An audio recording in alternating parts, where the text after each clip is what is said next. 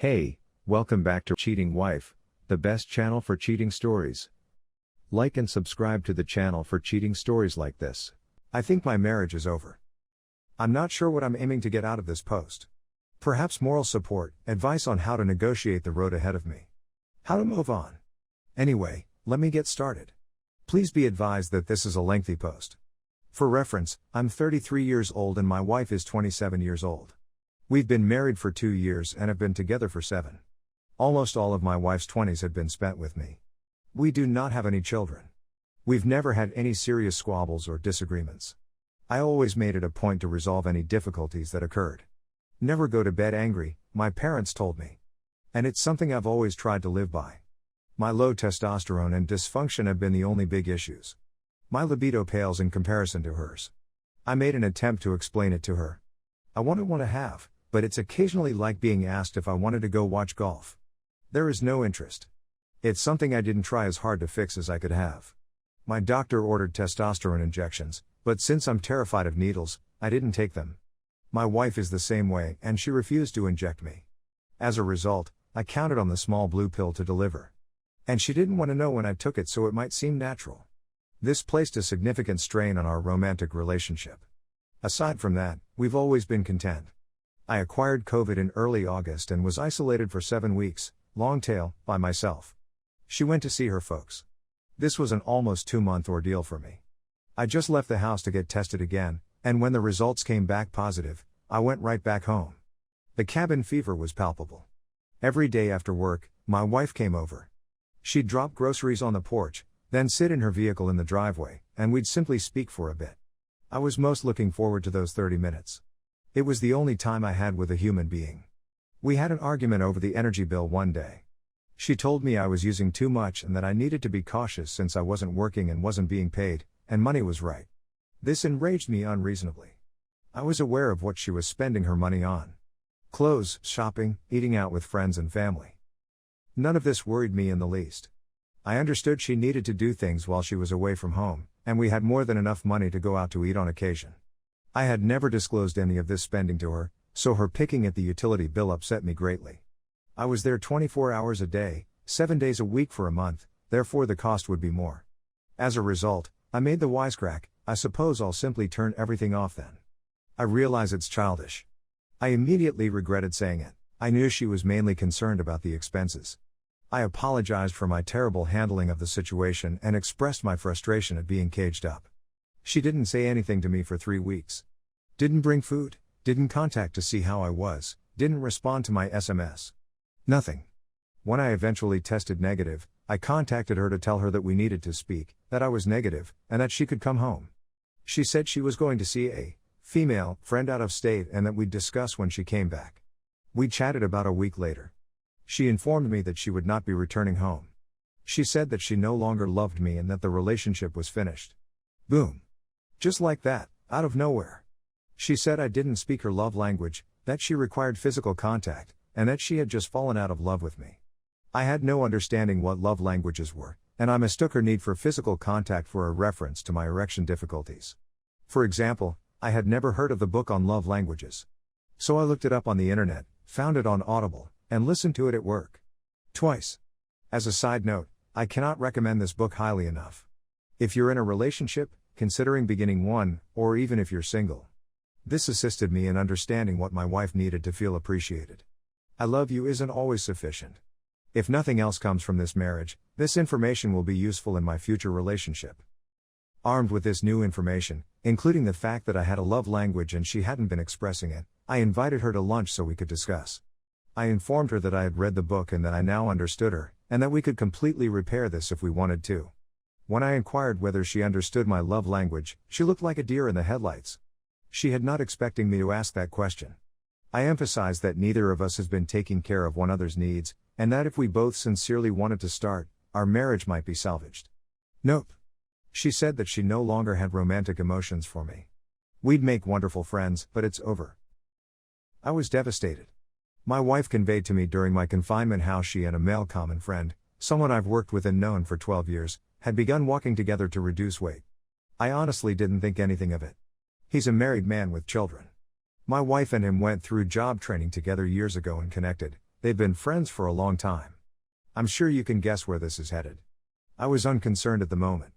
But, in retrospect, the red flag should have smacked me above the head. My wife came to the home a week or so after our previous conversation to collect a few items and asked if we might go for a drive. She was depressed and wanted to chat, so I obliged. Then she informed me she was upset because her friend's wife would no longer allow him hang out with her. Alarm bells began to sound. When I inquired why she wouldn't allow them see each other, she stated it was because she suspected them of having an affair. When I inquired whether they were, she responded no, they'd never done anything. I questioned her why the wife would assume they were having an affair, and she said that they had spent 5 or 6 days a week together from the beginning of my quarantine. My wife even purchased their children gifts when visiting a friend out of state. The other lady tossed them away right immediately. He simply makes my life so full, she said to my face. It hit me like a ton of bricks. My wife informing me, without doubt or guilt, that another guy makes her life full. I told her she needed to be honest with me and tell me whether she regarded him as more than just a friend, and she answered, that doesn't matter. That should have been the end of it for me, but this lady is my wife, and I felt obligated to attempt to rescue our marriage until it was formally ended. For a time, we didn't discuss much about our relationship, but we did hang together more regularly. In the back of my mind, I knew she was spending more time with me since the other man's wife wouldn't allow them see one another any longer. The other wife found me on Facebook and phoned to tell me what she had discovered and to ask if I knew anything.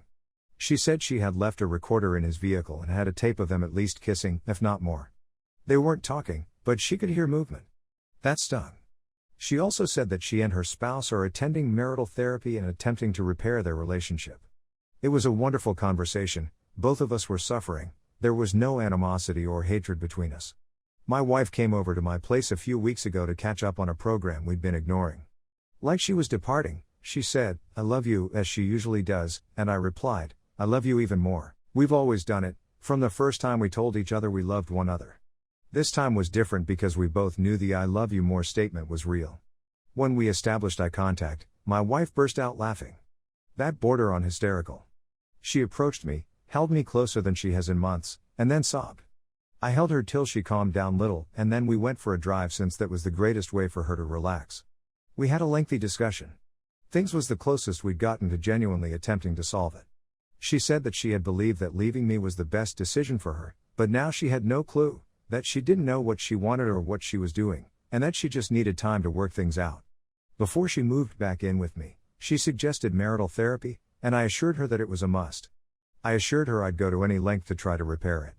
So long as we made an effort. That night, I left feeling quite positive that there was yet hope. Just a week later, she was back to her it's over for sure mindset. So now we're stuck in this strange waiting game. I'm still, foolishly, waiting for her to return home, while she's waiting for her lover to divorce his wife. Meanwhile, she and I are still hanging together. She calls and asks if we can go somewhere since she's lonely, and I foolishly accept. I told her she should definitely stop doing this since she's simply hanging out with a buddy when we're together. I'm spending time with my wife. I went to my doctor after she departed and was prescribed antidepressants and testosterone. I asked my doctor if she could inject the medicine for me once a week, and she does. I'm feeling a lot better. I'm not sure whether it's due to the happy pills or the testosterone. In terms of my marriage, I'm still holding to something that is most likely no longer there. My whole future plans revolved on this lady. I couldn't wait to see our children. I couldn't wait to meet the mother she'd become. I could hardly wait to spend the rest of my life with her. Traveling, growing old, having grandchildren. All of it. And now I'm alone in the home we purchased. With no clue what my future holds. I'm at a loss. That's where I'm at right now. As I previously said, I'm not sure whether this qualifies as infidelity since she did leave me. Though I'm sure she had an emotional attachment with him when I was confined. And perhaps before that. If you've made it this far, thank you so much for taking the time to read. I realize it was a long and winding story. But it did help a little to get it all out. If you have any recommendations, words of wisdom, or words of encouragement. Anything. I could really use it right now. Thanks. Update, I've told my wife no.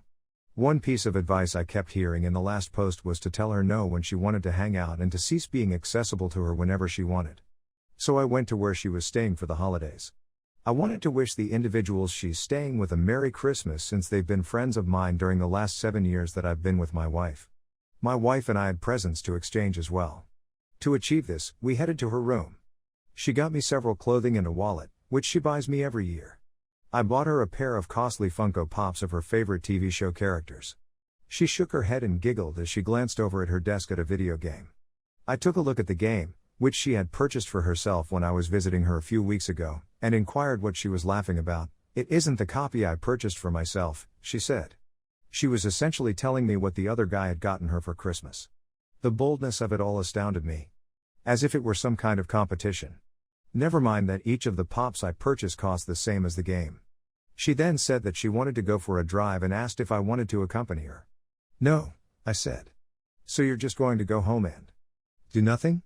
she said. And I replied, "I'm sure you're going to play video games."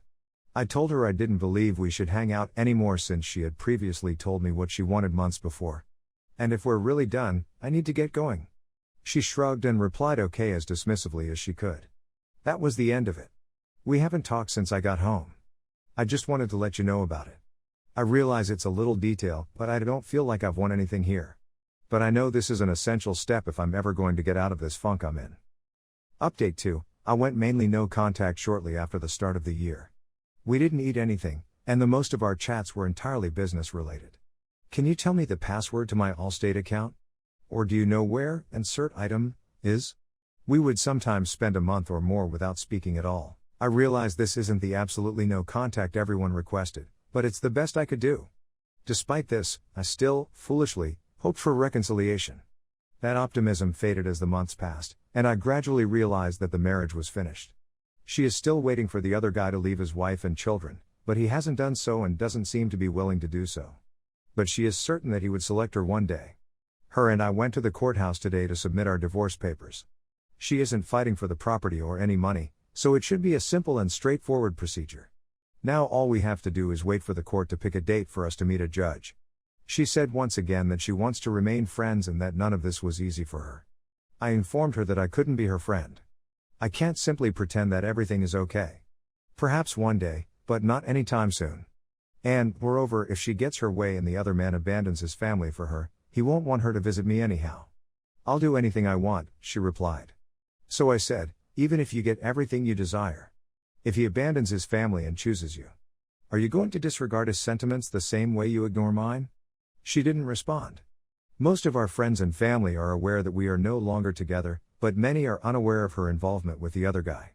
I know the prevailing opinion was to expose her so that everyone would know the truth. Those who need to know are aware, and I am content with that. I'm thinking of creating a Facebook post simply stating that we filed for divorce. I'm not going to go into specifics since those who need to know the truth already do, and I don't want to stir drama before we meet the judge. I've had a difficult day. Most of the time, I'm just depressed. A lot of things I thought I'd gotten over have resurfaced.